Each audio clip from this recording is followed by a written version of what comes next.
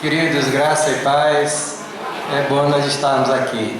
Queridos, nós vamos compartilhar com os queridos um tema que eu acho muito importante na vida cristã.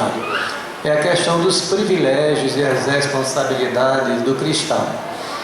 E eu queria convidar os irmãos a abrir a sua Bíblia em 1 João capítulo 3, verso 1 e 2. E depois Lucas 9, 61. E depois 2 Reis capítulo 5, verso 17. Eu peço que quem está fora, se tiver alguém aí, por favor, se assentem. Nós não vamos nos demorar nesta mensagem, que nós temos ainda a celebração da ceia. E eu penso que o culto hoje vai ser bem resumido, né? Mas não vamos perder a qualidade por causa da concisão. Os privilégios e as responsabilidades da vida cristã ou do cristão. 1 João capítulo 3, verso 1 diz o seguinte: Vede que grande amor nos tens concedido, Pai, que fôssemos chamados filhos de Deus, e nós o somos. Por isso o mundo não nos conhece, porque não conheceu a Ele. Amados, agora somos filhos de Deus, e ainda não é manifesto o que havemos de ser, mas sabemos que quando Ele se manifestar, seremos semelhantes a Ele, porque assim como o veremos. O segundo texto é Lucas capítulo 9, verso 61, que fala sobre a responsabilidade do cristão. Jesus, porém, lhe respondeu: Ninguém que lança a mão do arado e olha para trás é apto para o reino dos céus. E 2 Reis 5,17 é justamente uma confissão de fé, ou uma posição de um homem que realmente estava assumindo uma grande responsabilidade diante de Deus depois que ele for abençoado por ele. É o caso de Naamã. Ao que disse Naamã: Seja assim, contudo desse a este teu servo terra que baste para carregar 2 mulas, porque nunca mais oferecerá este teu servo holocausto, nem sacrifício a outros deuses, senão ao Senhor. Que Deus se digna nos abençoar nesta noite com essas porções que lemos aqui de sua palavra. Feche os olhos, desliga os celulares, fique quietos, e vamos agora buscar a presença do Senhor, pedir que Ele graciosamente ministre ao nosso coração através da sua bendita palavra. Pai, nós queremos manifestar nossa imensa gratidão pela bênção de sermos teus filhos. Te louvamos, ó Deus, nesta noite, porque um dia o Senhor nos alcançou com graça e com misericórdia e nos salvou da perdição eterna e nos fez filhos teus para te servir com sinceridade de coração. Pedimos a tua bênção para a tua igreja nesta noite, ser servido a ministrar o nosso coração enquanto o teu servo ministra os ouvidos da igreja. Abençoa todos quando se encontram aqui nesta noite. Ó Deus, tem piedade de nós, tem compaixão, desperta-nos ao Senhor para vivermos uma vida autêntica, uma vida abençoada e uma vida abençoadora. Esta é a nossa oração que nós fazemos em nome de Jesus. Amém. Irmãos, a Bíblia nos revela que todos nós somos pecadores aos olhos de Deus. Nós já nascemos contaminados pelos pecados de origem. Nascemos, segundo a Bíblia, mortos em nossos delitos e pecados. Graciosamente, Deus nos alcançou através do Evangelho e gerou em nossas vidas uma obra de conversão, de transformação, de novo nascimento. E daí por diante nós passamos a viver uma vida nova em Cristo Jesus. Então, olhando a doutrina, a Bíblia, examinando para lá e para cá, você vai começar a observar que a vida de um cristão, ela é uma vida que é privilegiada, que só aqueles que foram alcançados por Deus gozam desse privilégio. Mas também esta vida que Deus nos deu através de Jesus Cristo impinge na vida da igreja, daquele que professa a fé em Cristo, uma grande responsabilidade de viver como cristão, como servo de Deus. E a nossa proposta nesta noite é ir nessas 2 direções para a notificação espiritual. Primeiro, falando sobre os privilégios que Deus nos deu através de Jesus Cristo. E depois, a responsabilidade que se segue com esta bênção que o Senhor nos concedeu. Evidentemente que nós não vamos identificar todos os privilégios que Deus nos deu, né? Porque a lista é tão grande que nós não teríamos condição de, numa pregação, nem num estudo, darmos vencimento a ela. Mas vamos resumi-la em 3 pontos e também grande é a nossa responsabilidade diante de Deus, mas nós vamos resumi-la também em 3 pontos, para facilitar a nossa compreensão. Muito bem, vamos olhar a questão do privilégio. Irmãos, nós somos privilegiados por termos sido escolhidos e predestinados por Deus para a salvação. Já pensou que coisa maravilhosa? Muita gente pensa que ser crente é algo que vem da vontade do homem, mas não é, queridos. Antes que a pessoa manifeste a sua decisão por Cristo, a gente entende que por trás desta decisão existe um planejamento, um plano, um propósito eterno de Deus em ter nos escolhido, eleitos e predestinados para essa finalidade. E eu vou ler os textos, alguns deles que consolidam este pensamento. Veja o que Paulo diz escrevendo aos Romanos: porque os que dantes conheceu, também os predestinou para serem conforme a imagem de seu Filho, a fim de que ele seja o primogênito entre muitos irmãos. E aos que predestinou, a esse também chamou, e aos que chamou, a esse também justificou, e aos que justificou, esse também glorificou. Quer dizer o seguinte, que o fato de você ter aceitado a Jesus Cristo como seu Salvador e Senhor de sua vida, isso pressupõe uma escolha soberana da parte de Deus e na eternidade, independente de qualquer coisa que Deus tenha visto em você que porventura viesse a lhe agradar. É uma escolha soberana, graciosa, e isso é um privilégio que tem só aqueles que foram alcançados por nosso Senhor Jesus Cristo. Veja que Paulo diz: bendito seja o Deus e Pai de nosso Senhor Jesus Cristo, o qual nos abençoou com toda sorte de bênçãos espirituais nas regiões celestes em Cristo, como também nos elegeu nele antes da fundação do mundo, para sermos santos e repreensíveis diante dele em amor, e nos predestinou para sermos filhos de adoção por Jesus Cristo, para ser segundo o beneplácito de sua vontade, para o louvor da sua glória, da sua graça, o qual nos deu gratuitamente no amado, em que temos redenção pelo seu sangue, a remissão dos nossos delitos, segundo a riqueza de sua graça. Quer dizer que Deus ele escolheu você para a salvação. E isso eu vejo como um privilégio extraordinário que ninguém tem, só você. Inclusive Deus lhe conhece pelo seu próprio nome, bendito seja o grande nome do Senhor, né? Jesus revelou assim para os seus discípulos, para todos que estavam ali ao seu alcance, que eram já comprometidos com ele, o seguinte: não foste vós que me escolhestes a mim, mas eu vos escolhi a vós e vos nomeeis para que vades de fruto e o vosso fruto permaneça. Quer dizer, antes de você escolher a Jesus, ele te escolheu na eternidade, bendito seja o nome do Senhor. Você foi a ele porque ele te atraiu pelo seu Espírito, porque ele lhe predestinou com essa finalidade, bendito seja o nome do Senhor. É isto que a palavra de Deus nos revela. Saber que o Senhor é Deus, foi ele e não nós que nos fez povo seu e ovelha do seu pasto. Você quer privilégio maior do que esse, queridos? Não existe, né? De ter sido escolhido por Deus dentre esses 6 bilhões de pessoas da face da terra. Deus te escolheu graciosamente, revelou a Cristo através do seu Espírito ao seu coração, e você acreditou que Jesus é o Filho de Deus, Salvador, bendito seja o nome do Senhor. Amém, irmãos? Lá em João capítulo 6, 44 e 45, Jesus diz o seguinte: ninguém pode vir a mim se o Pai que me enviou o não trouxer. Ninguém pode por si mesmo se decidir aceitar e crer em Jesus Cristo.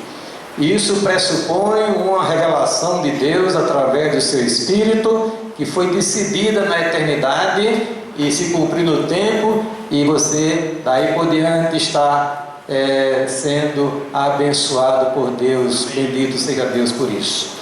Paulo, quando pregou lá numa das cidades, na sua primeira viagem missionária, diz a Bíblia que os gentios, ouvindo isto, alegravam-se e glorificavam a palavra do Senhor, e creram todos quantos foram destinados para a vida eterna.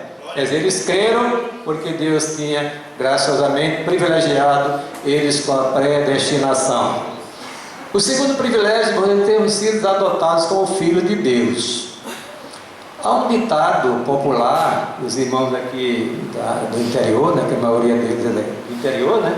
Só volta da capital, do interior também, né? Acho que todo mundo aqui é do interior, né? E nós tínhamos um ditado lá, na usina onde eu nasci e me criei, que Deus é pai de todo mundo, mas não é bem assim. A Bíblia revela que Deus é o Criador de todos os seres humanos, de todas as coisas. No entanto, Ele é Pai somente daquelas pessoas que aceitam Jesus como Salvador e Senhor de suas vidas. Ele resolve adotar essas pessoas como filhos de Deus, através da fé em Jesus Cristo. Eu conheci um pastor, muito amigo meu, que ele dizia que a maior bênção que Deus deu ao crente era de ser cego. Eu não concordei com ele. A maior bênção que um crente pode ter na sua vida é ser identificados como filhos de Deus, por adoção em Jesus Cristo, irmãos. É que a palavra de Deus nos revela. Você é filho, se você de fato é crente, nasceu de novo, é um crente genuíno, você é um filho de Deus. Amém? E Deus olha para você com um olhar diferenciado de um pai que olha para o seu filho. Eu vejo aí no Facebook, até com muita alegria, os pais manifestando muita atenção e cuidado, reverência e respeito para os seus filhinhos. É ótimo isso. Aí eu fico imaginando o cuidado que Deus tem dos seus filhos adotivos, porque Ele só tem um filho que Ele gerou, que foi nosso Senhor Jesus Cristo. És o meu filho, hoje te gerei. Esse hoje é o hoje eterno de Deus. Nós fomos adotados através de Jesus Cristo. Amém? E se você é filho, querido, você é uma pessoa altamente privilegiada por Deus. Eu me considero um pai responsável. Tem aqui o de Júnior, não pôde vir, que passou a noitada com a criançada aqui da igreja, não chegou nem a dormir, foi fazer uma prova e já está, deve estar os bagaços, né? E André está lá no Rio de Janeiro. Eles sabem disso, que eu, como um pai, até que sou um pai cuidadoso, zeloso, vivo em função dele. Mas imagine os irmãos, um pobre miserável, pecador como eu, tem esse zelo, esse cuidado pelos meus filhos. Imagine o cuidado que Deus tem pelos seus filhos, que Ele adotou através de Jesus Cristo, louvado seja o nome do Senhor. Amém? Mas disse Jesus, aliás, disse João, evangelista, mas a todos quanto o receberam, aos que creem no seu nome, deu-lhes o poder de se tornarem filhos de Deus, os quais não nasceram de sangue, nem da vontade da carne, nem da vontade do varão, mas de Deus. Amém? Paulo diz, porque todos que são guiados pelo Espírito de Deus, esses são filhos de Deus, porque não recebeis o espírito de escravidão, para outra vez estás atemorizados, mas recebeis o espírito de adoção, pelo qual clamamos, Abba, Pai. O Espírito mesmo testifica com o nosso Espírito que nós somos filhos de Deus. Essa expressão Abba é uma expressão aramaica que significa papai, paizinho. É uma expressão que fala de intimidade do filho para com seu pai, bendito seja o nome do Senhor. Amém? Hoje nós temos acesso à presença de Deus através de Jesus Cristo como filhos de Deus, irmãos. E se você é filho, Paulo diz, vocês são herdeiros de Deus e co-herdeiro com Cristo. Ou seja, são herdeiros no mesmo pé de igualdade que Cristo é herdeiro de Deus. Esta é a herança da igreja, bendito seja o nome do Senhor. Mas e na plenitude dos tempos, Deus enviou seu Filho, nascido de mulher, nascido sob a lei, para resgatar os que estavam debaixo da lei, a fim de recebermos a adoção de filhos. E porque sois filhos, Deus enviou aos nossos corações o Espírito de seu Filho, que clama: Abba, Pai. Portanto, já não és mais servo, mas filho. Se és filho, és também herdeiro de Deus. Amém? Amém. Ele nos predestinou para sermos filhos de adoção por Jesus Cristo, para sermos segundo o beneplácito de sua bendita vontade. Então você é um filho de Deus. Ande, viva o que você é em Jesus Cristo. Aí vem a sua responsabilidade. Você tem uma grande responsabilidade de ser parecido com o seu irmão maior, que é nosso Senhor Jesus Cristo. Você, querido, é um filho de Deus. E a última parte deste assunto que eu queria comentar com os queridos é que o privilégio é tão grande que Deus, Ele nos deu o seu Espírito para habitar dentro de nós. Às vezes, irmãos, a gente, quando estamos debaixo de aflição, angústia, a gente fica desnorteado, procurando onde está Deus, né? Onde está o teu Deus? Era uma pergunta que se fazia. O nosso Deus está nos céus, mas também está dentro do nosso coração. Bendito seja o nome do Senhor, através do seu Espírito. Então, no seu programa, Deus lhe privilegiou, Ele lhe deu esta bênção, o dom do Espírito, para habitar permanentemente dentro do seu interior, que nós chamamos coração. Não é bem aquela bombinha que bombeia o sangue para circular no organismo. Quando fala em coração, essa é uma linguagem figurada. Prefiro dizer no interior, na alma. Então o Espírito de Deus habita na vida de todo aquele que professa a fé em Jesus Cristo. E olha que a Bíblia diz: se alguém não tem o Espírito de Cristo, esse tal não é dele. A presença do Espírito de Deus na vida do cristão é o selo, é a marca, é a sua identidade, que ele é um filho de Deus, louvado seja o nome do Senhor, e que ele pertence ao seu Deus. E esse Espírito não foi dado só para lhe selar para a redenção, mas para guiar você, controlar a sua vida, dominar você, o seu caráter, as suas emoções, os seus sentimentos, as suas ações. O grande problema da igreja hoje é que ela tem o Espírito, mas ela não está cheia do Espírito, e o Espírito não está dominando a vida dos cristãos por causa da nossa ruindade. O nosso desprezo às coisas de Deus, o Espírito se entristece, mas ele foi dado para habitar no coração da igreja. Bendito seja o nome do Senhor, de cada cristão individualmente. Neles habitarei, disse o Senhor, e entre eles andarei. Se você está correndo, porque aquele culto ali é culto de fogo, o Espírito está lá. Não, irmão! O Espírito está onde você está, porque ele está no seu interior. Bendito seja o nome do Senhor. Amém? Pastor, prova. Agora eu vou citar os textos para você.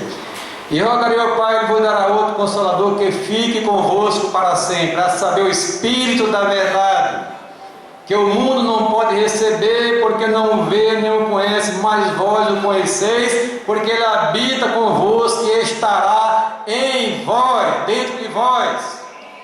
Não me deixarei órfãos, voltarei para vós, bendito seja o nome do Senhor. Então Pedro lhes respondeu, dizendo: arrependei-vos e cada um de vós seja batizado em nome de Jesus Cristo para perdão dos pecados, e recebereis o dom do Espírito Santo. Porque a promessa vos pertence a vós, a vossos filhos e a todos quantos estão longe, a tantos quanto o Senhor nosso Deus chamar. Então, se você é crente, de fato, o Espírito de Deus habita no seu interior. Você conhece uma bússola, não conhece? O que é uma bússola? É um instrumento de orientação. Pega uma bússola e sacuda ela assim violentamente e vê que o ponteiro enlouquece. Mas a tendência dele é voltar para o norte. Assim eu considero a vida do cristão genuíno. Passa luta, dificuldade, fica desnorteado, faz besteira, mas ele sempre volta para o norte, porque o Espírito de Deus habita no interior dele. Bendito seja o nome do Senhor. E esta bênção é uma bênção inaudita, é uma habitação permanente. Ele não vai mais se retirar de você, porque ele é garantido de sua eterna redenção. Louvado seja Deus por isso.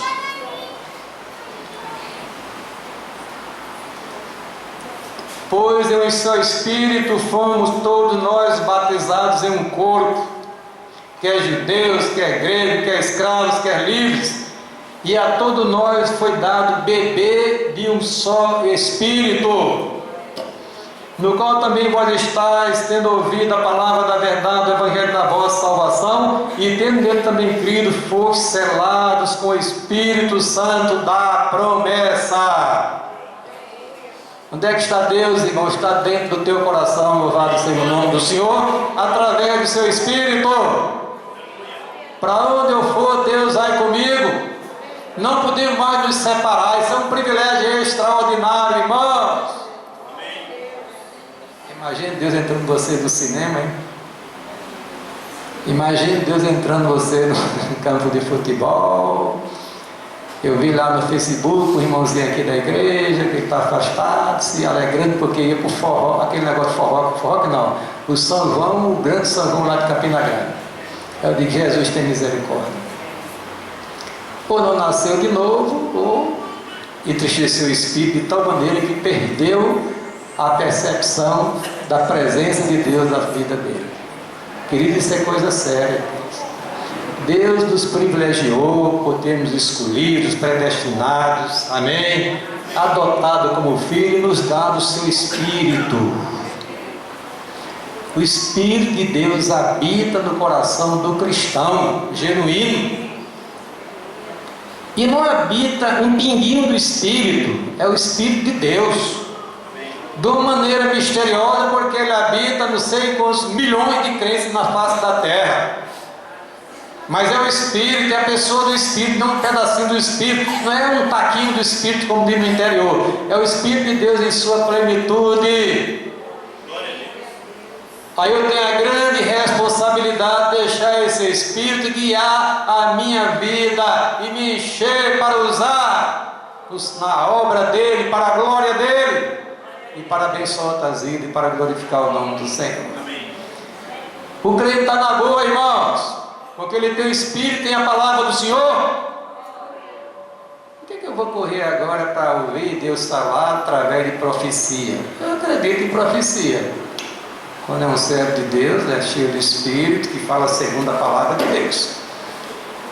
Mas eu prefiro 1000 vezes me debruçar diante da palavra de Deus, lendo, meditando, o Espírito vai ruminando, vai falando, vai alimentando a minha alma e abrindo meus olhos para ver as coisas de Deus.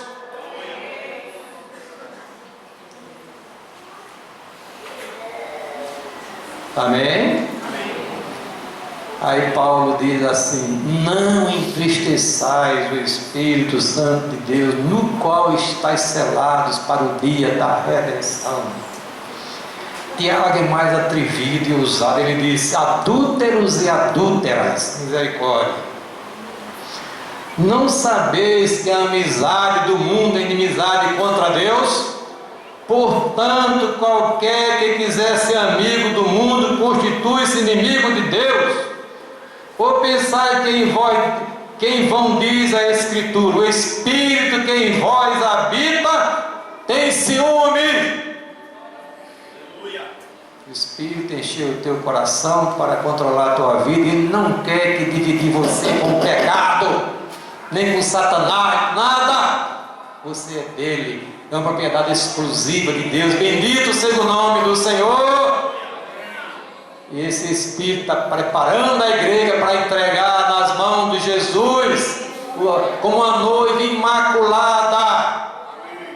E eu vejo os crentes hoje encharcados com as coisas deste mundo, só preocupados com lazer, com isso e com aquilo, esquecendo de que foram escolhidos por Deus, predestinados, foram adotados, e são habitados pelo Espírito do Senhor. Mas deixa eu pegar aqui 3 responsabilidades, né? 3 privilégios, poderia passar a noite aqui. E agora 3 responsabilidades. A primeira delas, irmãos, é viver uma vida de santidade. Irmãos, olha, pecado, diz a Bíblia, ela não diz isso, você extrai dos ensinamentos da Bíblia. Pecado é qualquer falta de conformidade com a lei de Deus ou a transgressão dessa lei. O pecado é tão grave, é algo hediondo aos olhos de Deus. Os irmãos sabem que qual foi o pecado que fez toda a raça humana cair? Foi um pecadinho que nós consideramos um pecadinho. Foi um simples ato de desobediência ao mandamento divino. Só que a desobediência a um dos mandamentos da palavra de Deus, seja lá qual ele for, é um insulto à santidade de Deus, é ferir a santidade de Deus, é ultrajá-la. Irmãos, nós somos crentes, somos santos, separados por Deus para servir, tirados do mundo, separados para Ele. E precisamos viver uma vida de santidade, porque sem santidade, diz a Bíblia, ninguém verá o Senhor. Veja o que Deus disse a Israel, através de Moisés: fala a toda a congregação dos filhos de Israel e diz-lhes: sereis santos, porque eu, o Senhor vosso Deus, sou santo. Aí Pedro, interpretando esse texto e esclarecendo, ele diz para a igreja: mas começando aquele que vos chamou, sede vós também santos em toda a vossa maneira de viver, porquanto está escrito, ele cita Deuteronômio, sede santos, ou melhor, Levítico, porque eu, o Senhor, sou santo.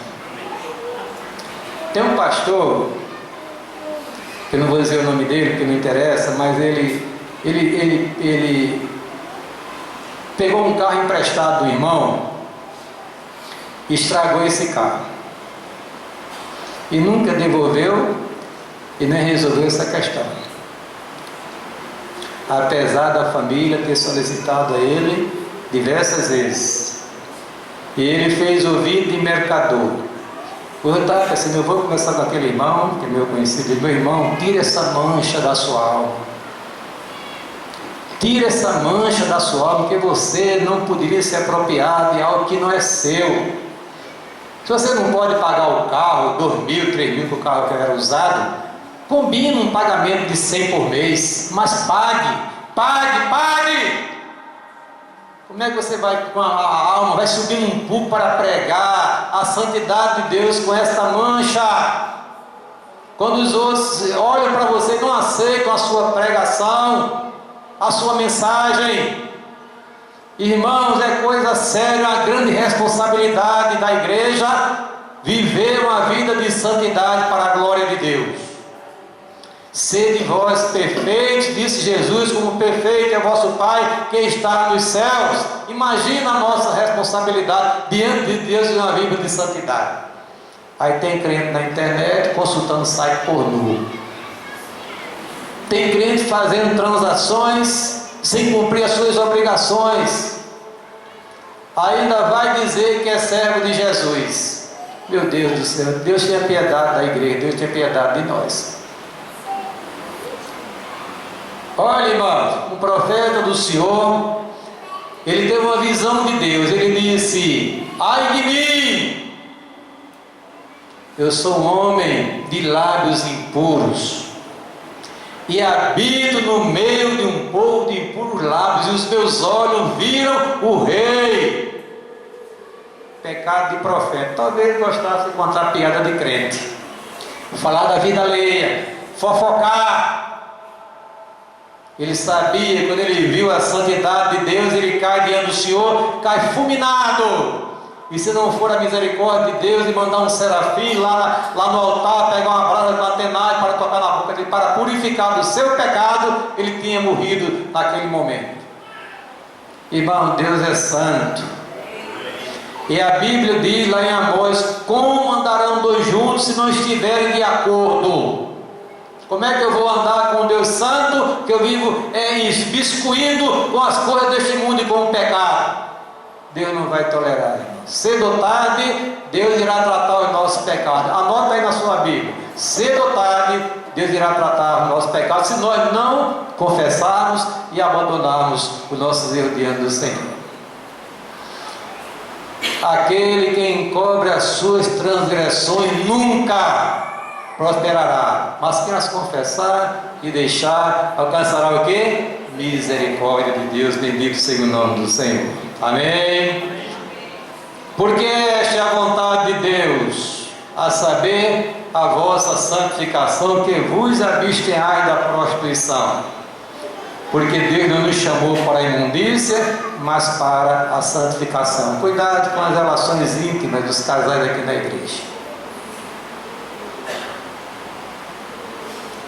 Cuidado, porque Deus está vendo. Sexo nunca foi pecado quando envolve um homem ou uma mulher dentro do matrimônio, mas através dos canais competentes. Não vou entrar em detalhe. E tem muitos crentes aí falhando, errando. Misericórdia. É preciso ter cuidado, irmão. Nós estamos lidando com Deus Santo. Amém? Deus puro. Deus que está com seus olhos como chama de fogo sobre as nossas vidas, as nossas ações. E ninguém engana Deus, ninguém se esconde da presença desse Deus. Não há como se esconder. Não há, irmãos.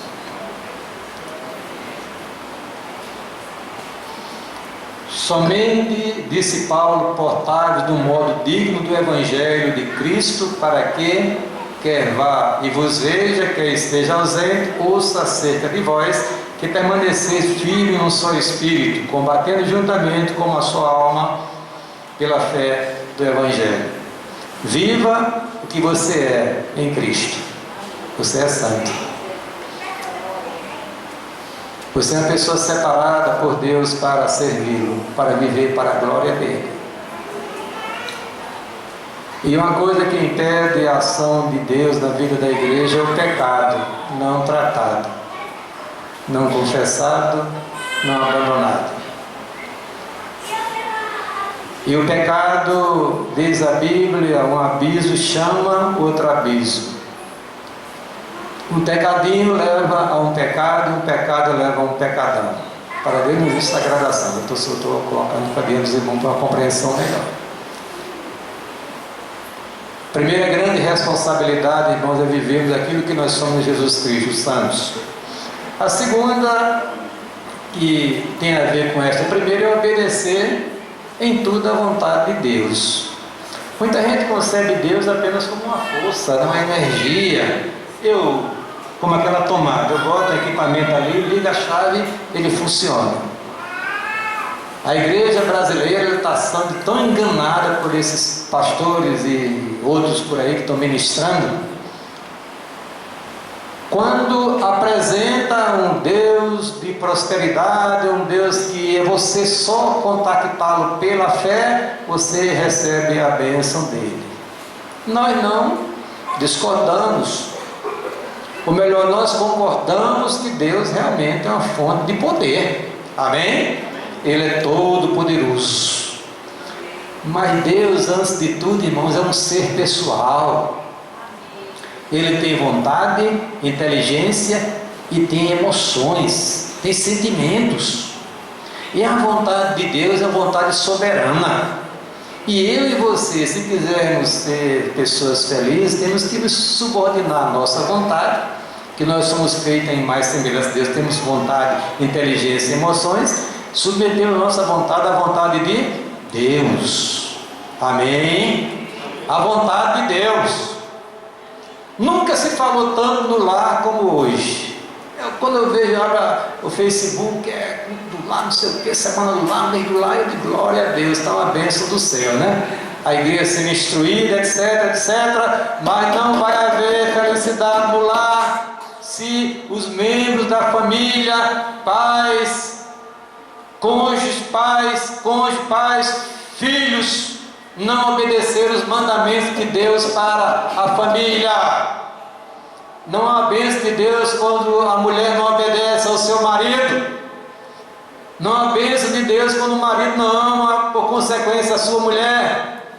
Não há bênção de Deus quando os pais não educam os seus filhos nos caminhos do Senhor. E não há bênção de Deus quando os filhos não obedecem aos seus pais.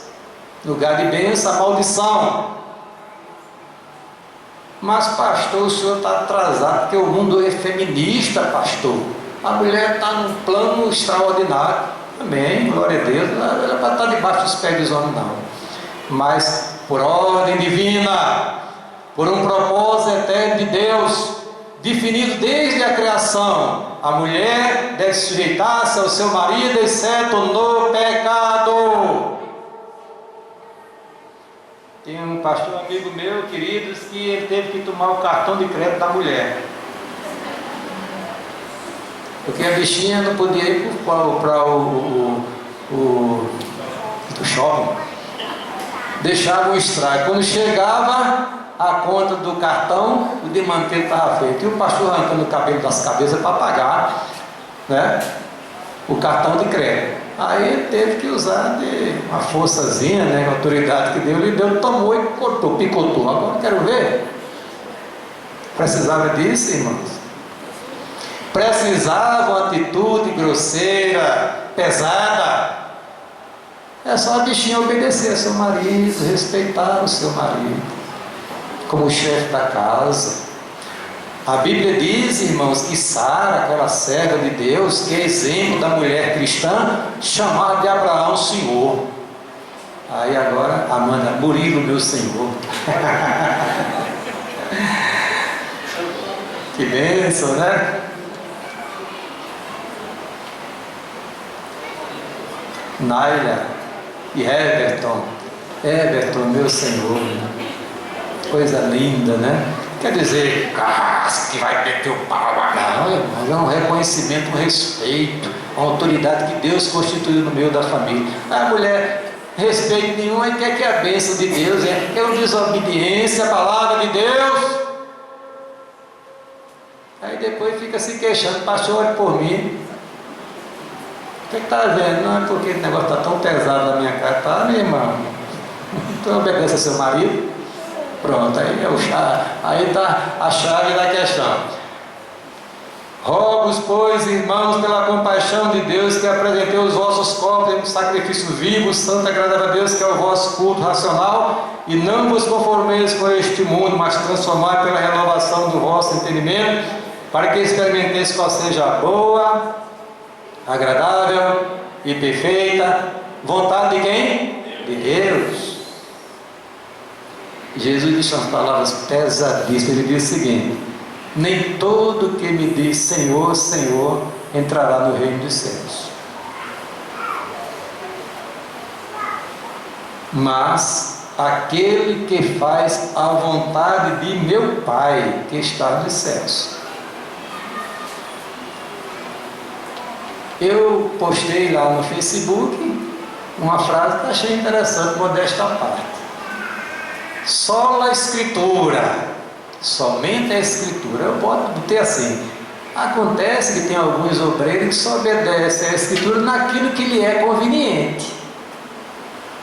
Quer dizer, quando o mandamento é para ele, não obedece, vai para os outros, ele desce o pau. Hipocrisia. Muitos me dirão naquele dia: Senhor, Senhor, não profetizamos em teu nome, em teu nome não expulsamos demônios, em teu nome não fizemos muitos milagres. Então lhe direis claramente: nunca vos conheci, apartai-vos de mim, todos vós que praticais a iniquidade. Não ameis o mundo, nem o que no mundo há. Se alguém no mundo, o amor do Pai não está nele, porque tudo que há no mundo, a concupiscência da carne, a concupiscência dos olhos e a soberba da vida, não vem do Pai, mas sim do mundo. Ora, o mundo passa e a sua concupiscência, mas aquele que faz a vontade de Deus permanece para sempre. Amém. Aquele que tem os meus mandamentos e os guarda, esse é quem me ama. E aquele que me ama será amado de meu Pai, eu o amarei e me manifestarei a ele. Querido, você tem a grande responsabilidade de obedecer à santa palavra do Senhor. Obedecer. Se é que você quer ser um crente feliz e abençoado. Sem obediência, não há bênção do Senhor. Mas deixa eu terminar essa mensagem. Outra responsabilidade: engajar-se no coração na obra do Senhor através do ministério da igreja local. Crente assistente. Oh, coisa boa, né? Eu vou assistir o culto. Aí chega na igreja, no lugar de prestar atenção em todas as partes do culto, participar dela, está no celular picotando na internet, no Facebook. Eu vejo aqui, eu não gosto de estar olhando essas coisas, mas eu tenho que olhar. O pastor da igreja tem uma responsabilidade, morde e assopra, né? Está vendo as coisas. Eu creio que daqui a pouco está no culto, levanta-se abruptamente das costas, aí vai atender o celular. Não é médico, não é militar, não está em diligência, não está. Por que eu não boto isso no silencioso? Que tipo de adoração nós estamos tributando ao Senhor? Nos portamos reverentemente e irreverentemente, não contribuímos, chegamos atrasados,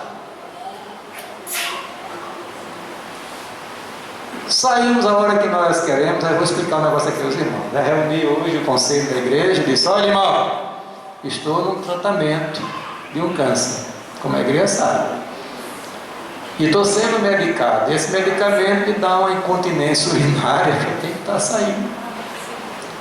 Eu até tenho combinado hoje para não pregar a volta, porque estava inseguro. Por quê? Porque, irmãos, não é costume meu, nunca foi, desde a minha adolescência, num culto que celebrando ao Senhor, eu estar nem aí, despreocupado, não estou atento, vem quando quer, faz o que quer, não contribui. Eu estou preocupado com esta igreja, esta aqui, daqui a 10 anos. Porque olha assim, no culto de oração tem poucos jovens, ou quase nenhum. E nós vamos passar. Esses amados aqui, volta novo, né? O Silas também, Evandro mais novo, mas os queridos aí já estão um pouquinho andados, né? E tem muita gente que já andou aqui, né, anterior, na estrada da vida, né? E essa turma nova? Eu fico preocupado, mas e também até consolado, porque a igreja não é minha, né? A igreja é de Jesus, né? Isso é dele, ele vai dar um jeito para que esse povo se chegue. Tem crente, irmãos, a gripe passa no Japão, é do Japão. Fungou aqui, de manhã já está profetizando que a noite não vem para a igreja porque vai ficar gripado. Morra! Profetizando doença, irmãos. Eu não vou colocar outras coisas, porque senão eu vou machucar um bocado de gente aqui, né? Porque, olhe como tem crente desnudando a sua alma no Facebook, viu? Tem gente até que me tirar da amizade, né, do Facebook, o pastor está vendo tudo, mas é jeito. Os pecados dos irmãos estão na internet, irmão. A falta de compromisso, o desinteresse pela igreja, pela obra de Deus, está lá. Nós temos uma grande responsabilidade. Deus entregou a sua obra em nossas mãos. Bendito seja o nome do Senhor. Amém. Ele privou os anjos deste privilégio, desta responsabilidade. A palavra diz que os anjos anelam se envolver com esta obra, com o Evangelho de Deus. Não! Sou eu, é Murilo, Amanda, é o Irino, é os irmãos, as irmãs, é os queridos que estão aqui nessa noite. Deus nos deu a grande responsabilidade, que é um privilégio, de servi-lo e fazer a sua obra. Bendito seja o nome do Senhor. Aí o crente não contribui, Jesus dá um bom emprego, deu dinheiro, e a gente não vê a cor do dinheiro.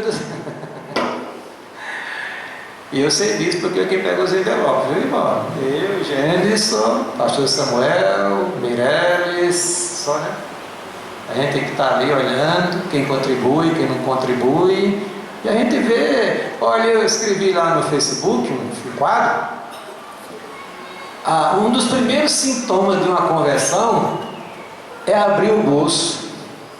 Que o diga Zaqueu. Que o diga Zaqueu. Aí eu também percebi, quando o crente perde a visão de Deus, ele tranca o bolso. Desaparece o dízimo na cara do Senhor. Olha, está escrito, eu vejo, irmão.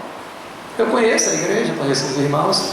Queridos, Deus nos deu esta grande responsabilidade de se engajar na sua obra. Não é que Deus dependa de você, nem precise de você. Se Ele quisesse, fazia um decreto e tudo aconteceria automaticamente para a glória dele e acabou. Mas Ele resolveu privilegiar a nós e ao mesmo tempo nos responsabilizar com esta obra gloriosa que é a obra de Deus. Aí vem a palavra de Deus: servir ao Senhor com alegria. Amém? Aí tem crente, coitado, vai perdendo a visão de Deus, aí fica doido, chega no final do ano para entregar o carro, porque não quer mais se envolver com a obra do Senhor. Imagine! Portanto, meus amados irmãos, sede firmes e constantes, sempre abundantes, na obra de quem? Do Senhor. Sabendo que esta obra, quem executa com fidelidade, há uma recompensa de Deus para aquela pessoa. Bendito seja Deus por isso. Amém? Veja que Paulo diz: libertos do pecado, foste feitos servos da justiça. E agora libertos do pecado, feitos servos de Deus, tendo o vosso fruto para a santificação e por fim a vida eterna, né? Nós éramos servos do pecado, Jesus nos libertou para sermos servos dele. Servos de Deus. Daniel, servo do Deus Altíssimo. Coisa linda, né? Que privilégio, que responsabilidade. Aí Paulo diz: não sejais vagarosos no cuidado, sede fervorosos no espírito, servindo a quem? Ao Senhor. Amém? Vai continuar assistindo, irmão? Vai ficar só como espectador ou você vai se engajar? Vai se envolver com esta obra que é de Deus? Você é um servo. E alguém disse que serve. Quem não serve, não serve. Mas este povo que está aqui nessa noite vai se levantar no poder do Espírito, sabendo que foi privilegiado por Deus, ter sido escolhido, adotado, habitado pelo Espírito, sabe que tem a responsabilidade, querido, de viver a vida de santidade, de obedecer aos mandamentos do Senhor e se engajar na sua obra. Aí vai ser uma bênção nas mãos do Senhor. Que Deus nos abençoe nesta noite, em nome de Jesus.